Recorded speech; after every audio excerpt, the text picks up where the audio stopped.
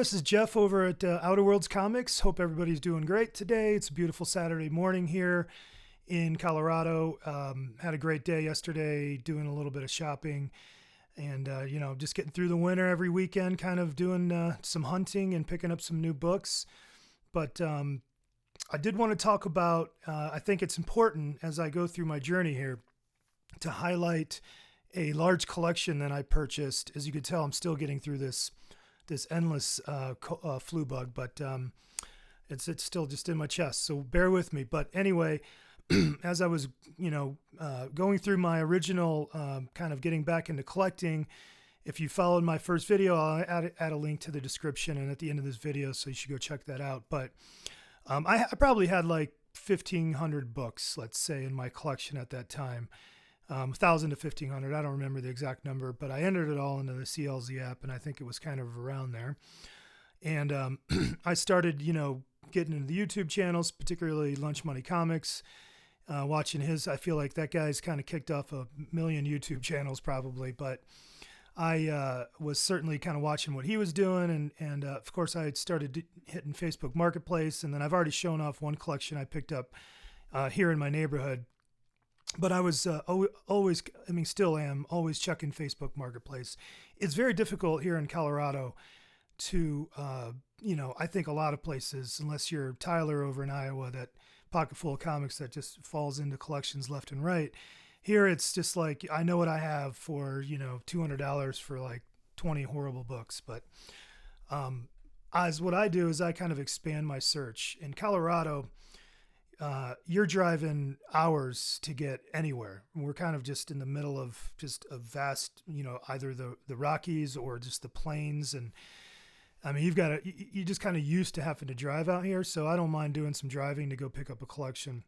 So I ended up finding a collection on Facebook Marketplace one morning, and it was in Casper, Wyoming, which I believe is, if I recall correctly, and I might get this wrong, but I think it was like a 3-hour drive to get there from where I live. 3 or 3.5 hours to drive to Casper. But I saw this listing on Facebook Marketplace, and I just instantly thought, all right, well, this is interesting because it was so many books. I think he was advertising 2,000 books, and he had just some pictures of what was all just modern stuff. And so I kind of pinged him, and I can show you here kind of some of this conversation that I had back and forth with him. But the gist was, I was trying to figure out, obviously what he had, and he was saying he had 17 boxes of mostly, superhero stuff, but more modern stuff.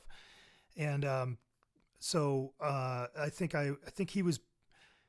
It was breaking down to maybe be like $1 a book. And so he was basically saying, hey, I've told people they can just come over and go through the boxes and pick out, $1 a book. And so I was like, all right, I'm interested to see kind of how that all works. And I said, are you interested in selling the whole thing? We'll be able to see this description, or see the conversation, but basically I'm trying to figure out, what he has and what the deal could be. And I think I asked him kind of, has many people gone through the collection yet? And he said only a couple people have kind of really gone through it and picked out some books. And so I was interested. And I was like, well, I got to drive 3.5 hours. I live in Colorado. So did you have any more pictures is basically what I was asking him.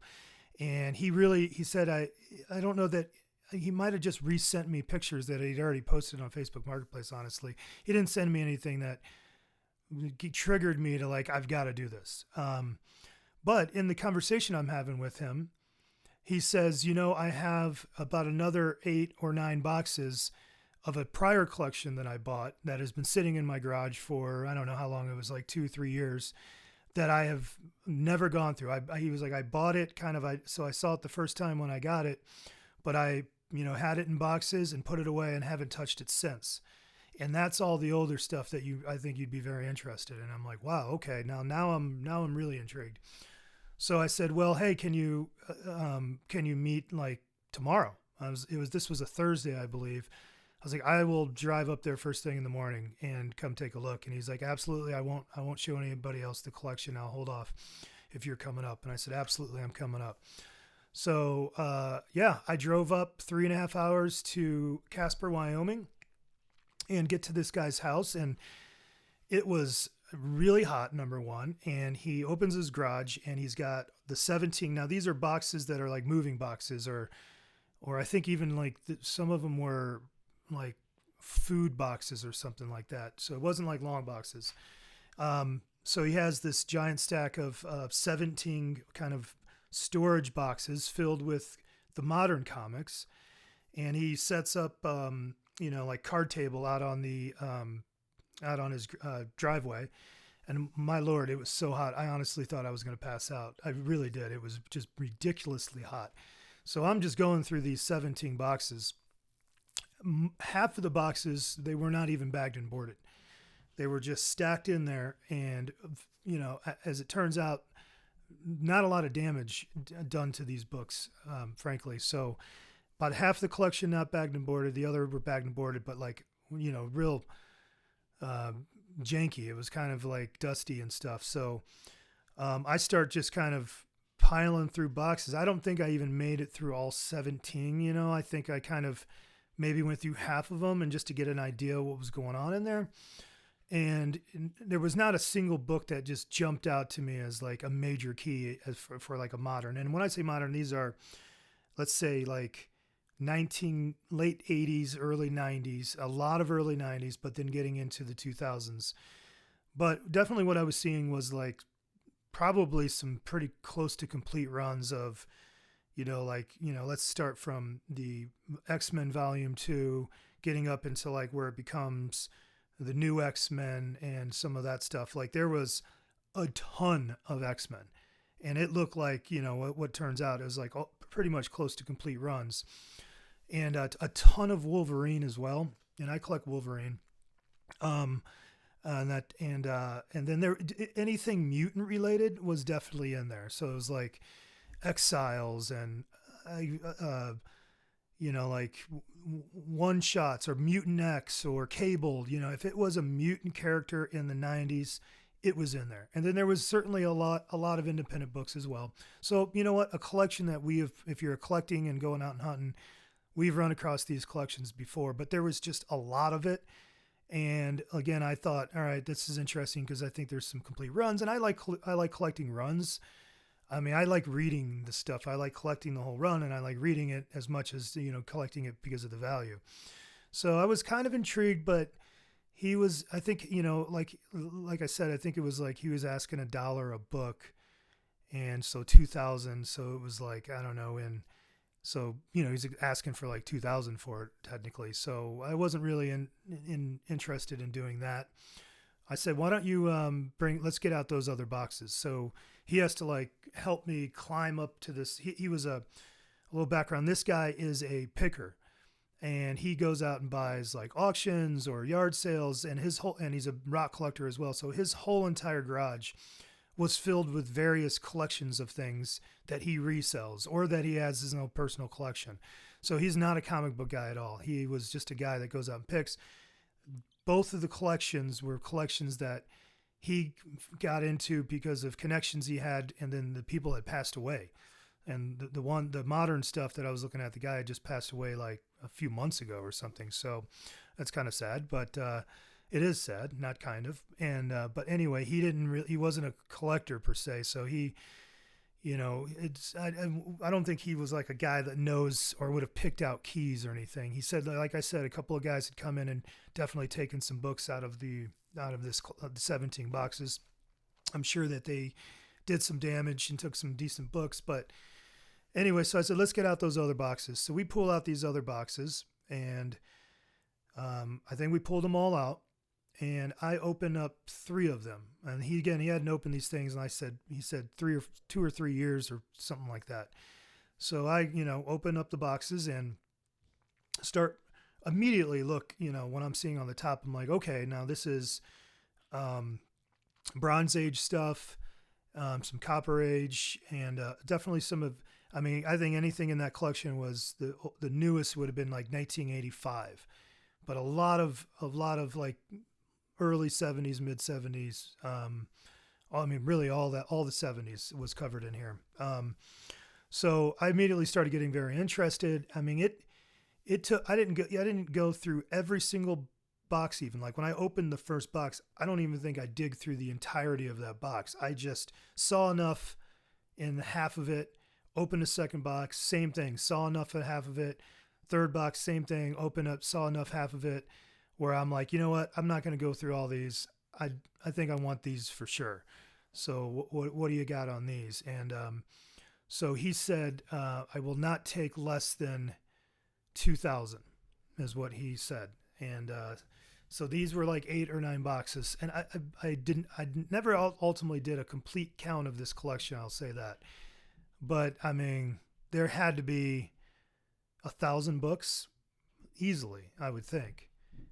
So I'm guessing here a little bit, guys, but I think there had to be 1,000 books between all of these boxes. It felt like it to me. So, you know, he's asking 2,000, and so $2 a book, I guess, right? And there was definitely good stuff in there, but and then he said, you know, but I'd really like you to take those other boxes, those 17 boxes, and I'm like, ugh, I don't want to pay what you're asking for that, so we'd have to work out a deal. So lots of negotiation and haggling, and I ultimately offered him $2,800. I think is the deal that we came up with. So, I mean, I had to end up with, my guess is definitely over 3,000 books off of that collection, and $2,800. You know, at the time, again, if you go back and watch these videos, I don't know that I'd really committed to truly being a full-time collector. I think I was into it. Like, I wanted to have cool books. I wanted to keep what was in my collection. A lot of what in my head at that time was, I'm going to be a flipper. I'm going to like try to find collections for a good deal and flip the majority of it, and then maybe keep like 5 really great books. But then when I get back home with this collection, like actually I didn't even, before I got on the interstate to start the long drive back, I opened up one box again, then I hadn't gone through, and just started pulling books out, and I'm like, oh my God, there's some cool stuff in here. I was really excited. So like you can imagine, that 3.5 hour drive back was interesting. I was really excited.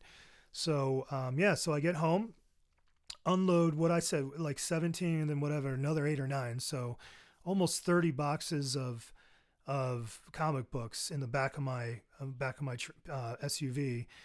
And my wife, thankfully, she was in on all of this. You know, like when I said, hey, I'm driving to Casper the next morning, here's what I'm doing, and she was supportive of it. It was such a new thing for us to, you know, be doing this, or to be saying I'm going to spend $2,800 on comic books. That was pretty significant for us. So it was a big thing, and she was all in on it, helping me unload it. And then, as you'll see here, we started getting into some of the organizing, and I'll show a quick video real quick.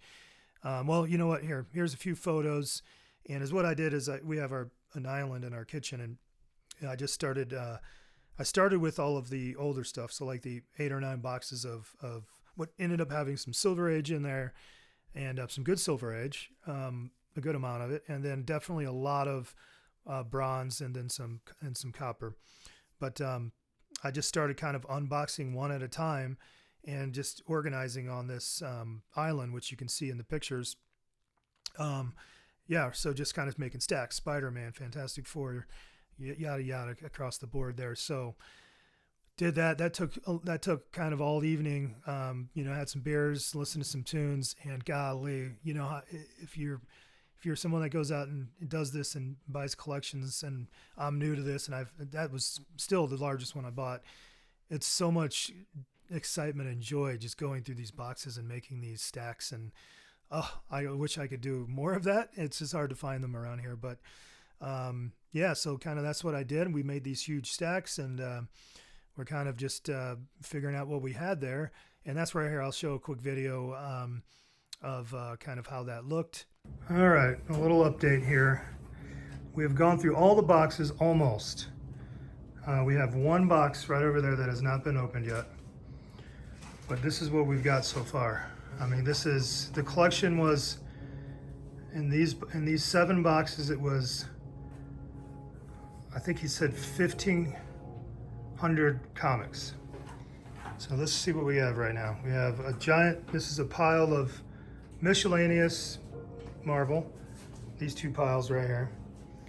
These are 2 piles of miscellaneous, actually, I'm sorry, that's 3 piles of Marvel miscellaneous and 1 pile of DC. Got a Daredevil pile, a Flash pile, 2 Fantastic Four piles, some bangers in there. Stack of Captain America. We got a small stack of World's Finest, Justice League, a couple of Lone Novas. This is like Conan and Khazar in there. Submariner, some Captain Marvel, Thing, which probably has some Fantastic Four in there. We have 1, 2, 3, 4, 5 piles of Superman and Superman related action comics, stuff like that, Supergirl, and then we have a little stack of Lois Lane. We have 3 piles of Spider-Man, and there are some absolute bangers in this Spider-Man pile.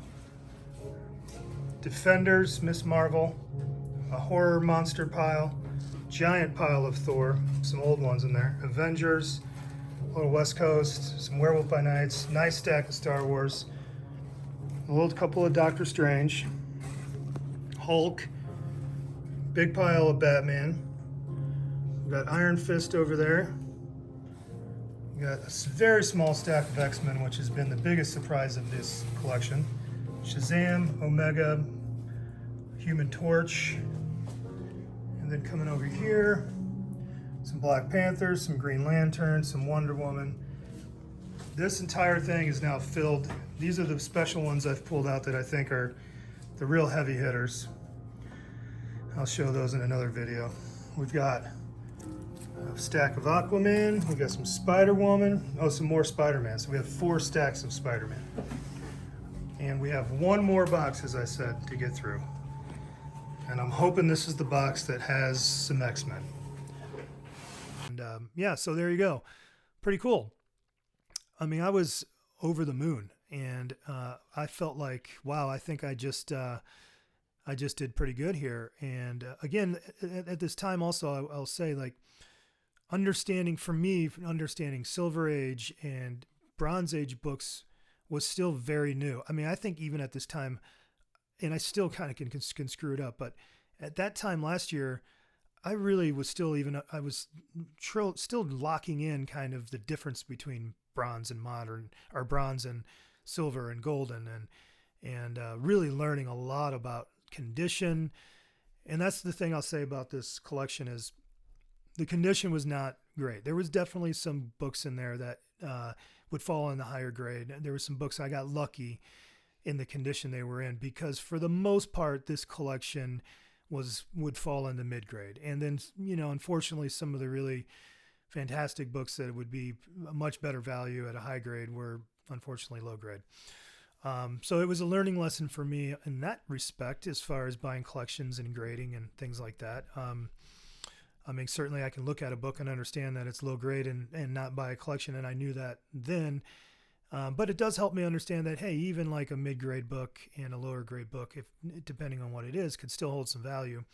And I had learned that with that previous Golden Age collection that I had picked up, that you can see in another one of my videos. So, yeah.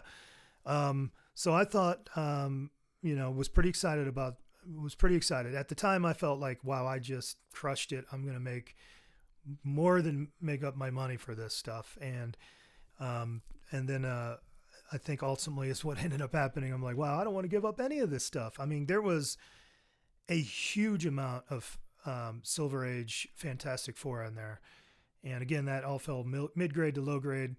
But some good books from, I'm a Fantastic Four collector, so I didn't have any of that stuff.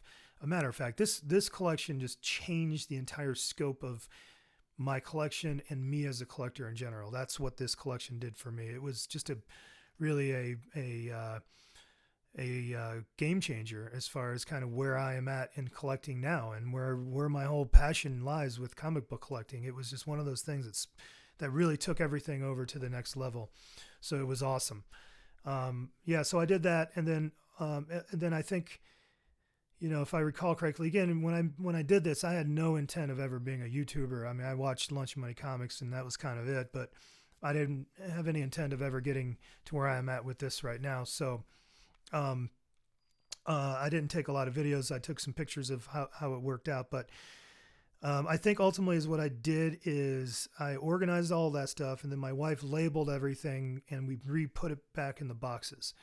And then I pulled out those 17 boxes and started organizing all of that and figuring out what was in there. And again, at this time, using the CLZ app to figure out what were key comics. Again, going back to last year, I didn't know that key comics even existed. I didn't know that was a thing. So using that app has been very helpful for me to learn kind of what's what. So went through all those others, or the modern stuff, and then kind of organizing that and making huge stacks of Wolverine and X-Men. And there's a picture I'll try to show here that, I mean, it was chaos in this my man cave basement down here. Just comics everywhere. It was wild. And got all of those organized. And then I had to get into the bag and boarding, that was a learning lesson for me, because holy cow, the expense of just buying all the bags and boards to get all that stuff was pretty sizable. So that was learning a lot, and buying new short boxes and stuff like that. So that added up. So it was pretty exciting. And I think I ultimately did pretty good. I ended up keeping a lot of the books. But I did sell some stuff. And I think I probably recouped about $1,500. So, I might try to go back, and this is going to be a 2-part video, because I could just go on and on and on about this and then showing off all the stuff. But maybe I'll go back in and kind of do some calculations of kind of what I got back. I think I maybe made $1,500 on stuff I sold on eBay. So, I got a great collection for whatever, a little over $1,000. So I was pretty happy with that. But I thought is what I would do. I can do another 15 minutes of just going through every single book that I ended up keeping in the collection. And I think it would be pretty entertaining and fun. But I think is what I'll do is just kind of keep it to showing off my, let's say, top 20, and then maybe plus some of the books that I kept out of that collection. But just understand that I got a ton of Fantastic Four, a ton of Thor, a ton of Spider-Man. I think I only had a few X-Men books, but definitely a lot of Superman related title books, Superboy, Supergirl, a lot of interesting DC stuff. It was really kind of all over the board. But definitely just DC and Marvel of the older stuff, but maybe a few horror, definitely some horror titles in there. And then so I think is what I'll do in part 1 here is I'm going to show you kind of my favorite stuff. Definitely the stuff that probably has the most value. So maybe not my favorite, and I'll show a few other things, but yeah, this is just, I think this video, if you like and subscribe and follow me, what I'm going through with my comic journey, outside of kind of rediscovering my books, on the collection Under the Stairs, and then that Golden Age collection. This really was like the pivotal moment, I would believe, kind of where I'm at. And comics have kind of overtaken my hobby instead of record collecting at the moment. I kind of just all in, and frankly, like my social life is moving and developing into kind of meeting comic book people. I went to that hangout last night. It's called Group. It's a meeting of local comic book collectors. It's so much fun. So kind of that's where I've shifted a little bit, just hanging out with, getting to know comic book people, and trying to make some inroads on YouTube, just because I want to meet people and maybe run into people at conventions and stuff. It just looks fun, and seems like a lot of great guys and women in the community. So this collection really was the game changer for me. It doubled my collection immediately in size. So so how about I show you kind of my top books that I kept out of the collection, maybe plus a few more. And I'd love to hear your comments, your thoughts, feedback, all of that. Definitely love some interaction on the channel, guys, and definitely like and subscribe. But let me get into the collection now. Okay, guys, so I thought I'd show off a few books here that maybe aren't the top 20, but ones that I was pretty excited about. Yeah, we have X-Men 42, Death of Professor X. It ends up being Changeling, I believe, the death of Changeling. Um, but this was one of the only older X-Men books. I think most of the X-Men stuff I got in the more modern, which I'll show in my second two-part video. But this was one of the only older X-Men books, and this one actually is in really great shape. So I was, thrilled to have this one in the collection. And then we have this one, of course, lower grade, but very cool, Joker number 1. And then got Joker number 2 right here. So again, lower grade. Happy to have them. Again, this one's really beat up, but cool book. Amazing Spider-Man number 28. Molten Man. I think that's his first appearance. And then we've got a Spider-Man. This collection had a ton of Spider-Man, and just from the I think 60s or 70s, as far as the numbers go, all the way up to all the way into the late 90s. It was probably the most significant amount of books in this collection were Spider-Man. Most of these older ones definitely in the lower grade. Some certainly bumped up a little bit in a mid-grade, even a few probably I'd say high grade. But for the majority, I would say in that kind of higher low to lower mid-grade. But that was a cool book. Just showing off a few of the Spider-Man books. Here's Spider-Man 94. And then we got Spider-Man 113.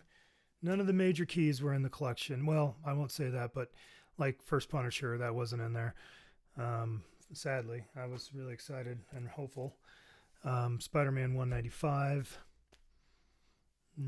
That's in better condition, actually. I'd say that's actually high grade. And then Spider-Man 210. It's in nice condition as well. And then, like I said, there was just a huge amount. The second most out of the collection there was a ton of Fantastic Four.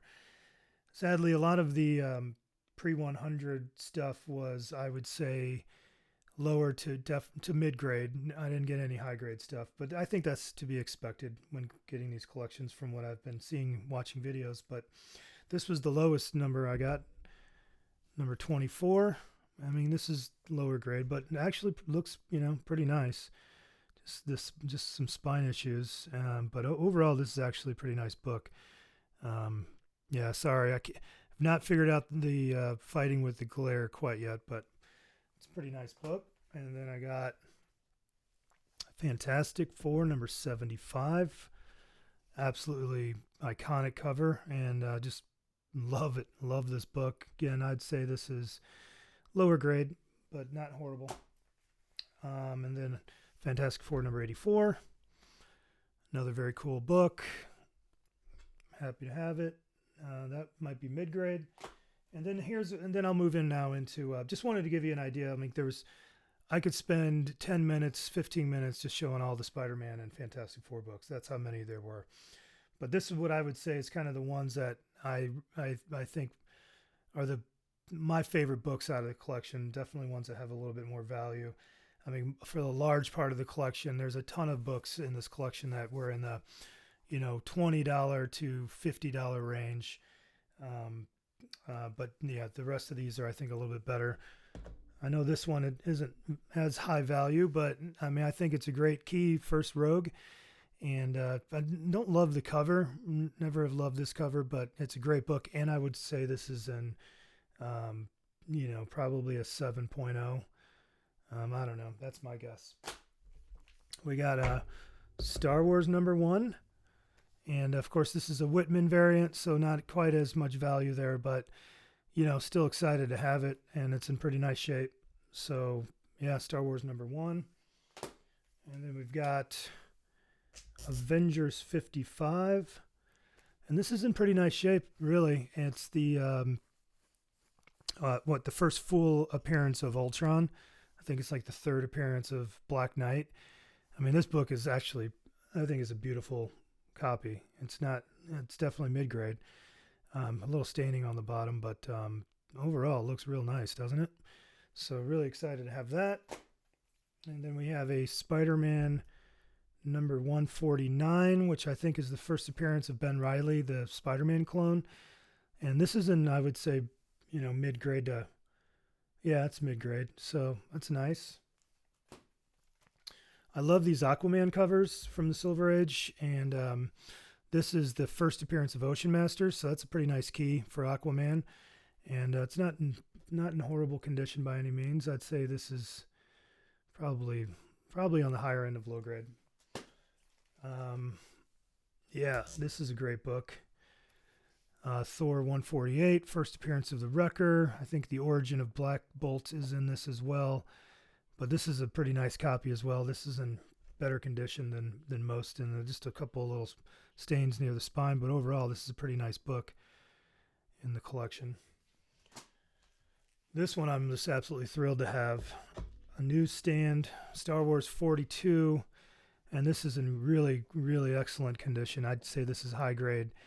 And, first appearance of Boba Fett. It's the first, I think this one, at least for me, it's always recognized as the Bounty Hunter issue. It's first appearance of all these guys right here, Bosk, and then of course Boba Fett makes it a big one. But it's also the first full appearance of Yoda. I think it's the first cameo appearance of Emperor Palpatine. So, it's got some significance going on in this book outside of just the first Boba Fett. But either way, it's a newsstand and it's in high grade for sure. Nice book. And then we got a Amazing Spider-Man number 78. First appearance of the Prowler. This is lower grade, but not horrible. So yeah, some stress down on there, but I'll take that all day. This one was a bummer in the condition, but I did get a first. We got a Werewolf by Night number 1. Definitely low grade. It's got some issues. I mean, it's not falling apart by any means, but it's definitely got some wear. But I will take a Werewolf by Night number 1 all day long. Maybe upgrade at some point down the road because I love Werewolf by Night. But was thrilled when I found that in the collection. And then we have a Fantastic Four number 72. Awesome book. Classic Kirby cover. I mean, this might have been my favorite book that I pulled out of the collection because I love Fantastic Four and I love Silver Surfer. Just kind of one of those books that when I was, last summer, I just didn't imagine myself having a book like this. It wasn't even in my wheelhouse of thought. So when I uncovered this one, I about fell out of my chair. Really, really love this book, and it's got some issues. It's got some kind of tearing up there, but I don't know. It presents pretty nice for me. I'll take this all day long in really almost any condition, and definitely in this condition. So happy with that. Awesome. First Marvel Superheroes number 20. First solo issue with Doctor Doom, and it's got this crease kind of going down right there. So again, it's got some condition issues, but for a square bound book, I got to say it's really not that horrible other than that color breaking issue there. But boy, I'm just so excited to have this one. So that was a great book to pull out of the collection.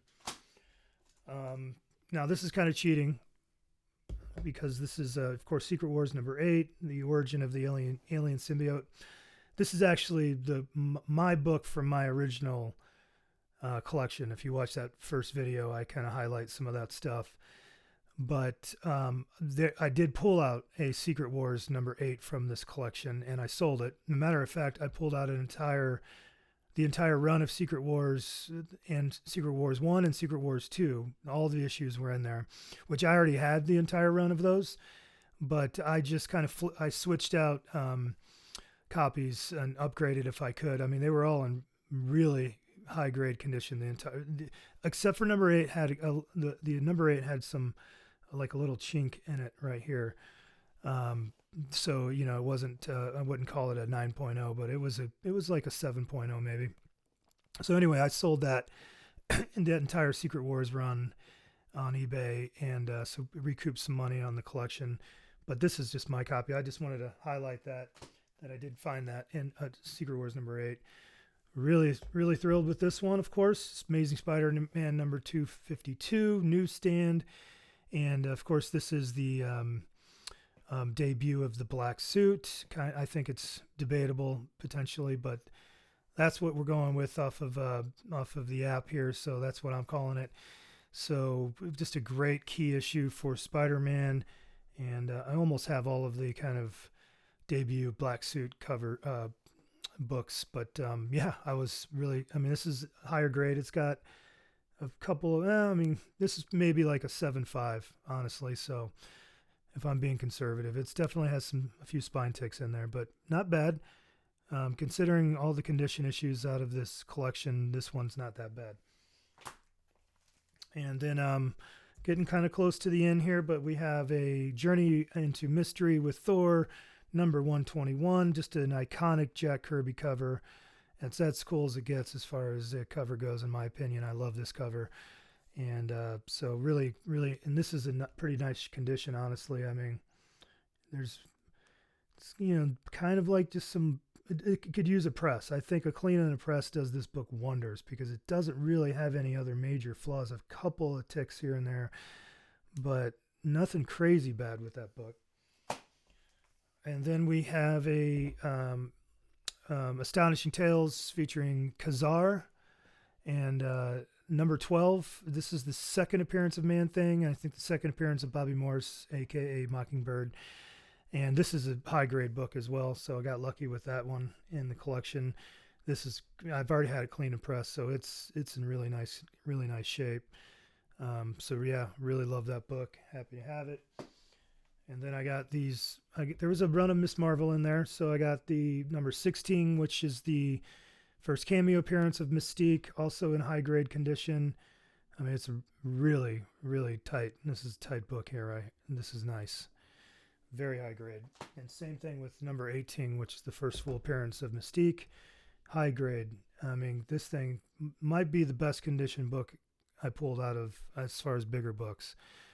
It's fantastic. I might get this graded, honestly. I think it could be a 9.4 at least, if not a 9.6. We'll see, but it's in great condition. And then lastly, I've got two more books to share, guys, and then I'm done. We have Avengers number 57. It's got that folding crease down the middle. It's got some issues, so it's not ideal, but I will say it's not horrific. I mean, it's mid-grade.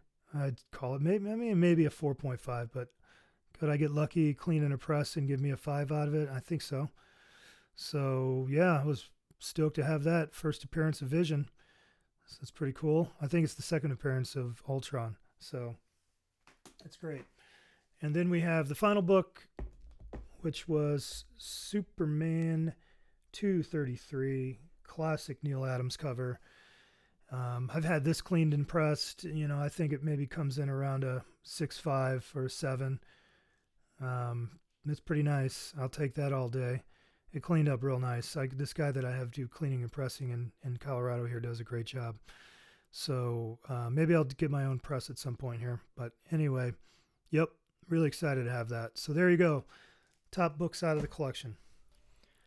All right, everybody. So there you go. I got to talk about something that was really special to me. A collection that really kind of changed the game for me in my journey with comic books. And so I've been kind of working to get here, but I've been showing off recent purchases. But this was a huge deal for me. It really changed my trajectory as where I was going with this hobby. And now I would definitely call it a passion. I'm just totally immersed in it. Love every second of it. And I had a lot more books I could show, trust me. But those were the special ones. And so would really like to get your feedback. What do you think? How did I do? Was it worth the 6 hours of driving basically to go get that collection? I think I got a pretty good deal ultimately. I mean, like I said, I did flip some stuff. So I don't know. I paid around $1,300, I think, for that collection all in. And that's a lot of stuff I didn't show of the older stuff, but then I still have all the modern stuff. So I'll show that in part 2 and go over some of that with you. So yeah, I think I did pretty good, and I'm just excited to show it off. And give me a like and a subscribe. Please give me some comments. I want some feedback. Love the interaction with everybody. The whole reason I'm doing this is just to try to get to know some people in the community, because I do like talking, as you can tell from my videos, so I can ramble. But that's what I do for a living, is I do a lot of talking.